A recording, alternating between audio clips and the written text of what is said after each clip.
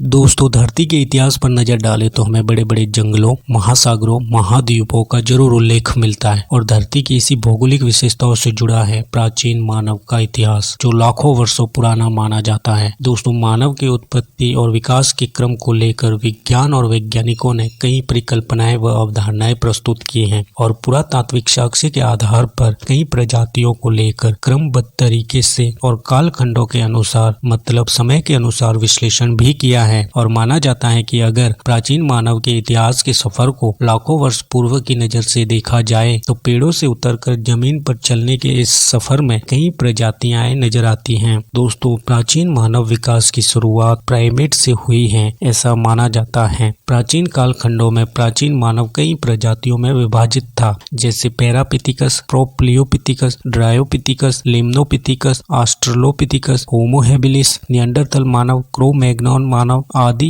कई ऐसी प्रजातियां मौजूद थी जो लाखों वर्षों तक अपने विकास के क्रम के अनुकूल ढलती गई और प्रकृति के अनुकूल ढलने की इनमें मौजूद कई प्रजातियों की प्रवृत्ति भी बढ़ती गई। दोस्तों, प्राचीन मानव के विकास का क्रम लाखों वर्षों तक जारी रहा और इन्हीं लाखों वर्षों में कई प्रजातियां विलुप्त हुई तो कई प्रजातियां नए नए स्वरूप में उभरने लगी, जैसे होमो इरेक्टस, होमो सेपियंस, सेपियंस, निएंडरथैलेंसिस, होमो सेपियंस इत्यादि। इन प्रजातियों ने लाखों वर्षों तक भोजन की प्रतिस्पर्धा के साथ कई बदलावों का सामना किया, मतलब जलवायु परिवर्तन से लेकर स्वभाव से स्वरूप में बदलाव तक। बदलाव के इसी क्रम में प्राचीन मानव की कई प्रजातियां प्राकृतिक परिवर्तन के अनुसार ढलती गई और भोजन की खोज की प्रतिस्पर्धा में आगे बढ़ती गई। प्राचीन काल में प्राचीन मानव को भोजन सहजता से उपलब्ध नहीं होता था। भोजन के अभाव में ही प्राचीन मानव एक स्थान से दूसरे स्थान की ओर जाता था। लाखों वर्षों तक प्राचीन मानव जंगलों में, नदियों के आसपास भोजन की खोज करता रहता था और पेड़ों पर लाखों वर्षों तक अपना जीवन व्यतीत करता रहा। इसी लाखों वर्षों की लंबी दूरियों के साथ प्राचीन मानव में बदलाव का क्रम भी जारी रहा, मतलब उनमें कई क्षमताओं का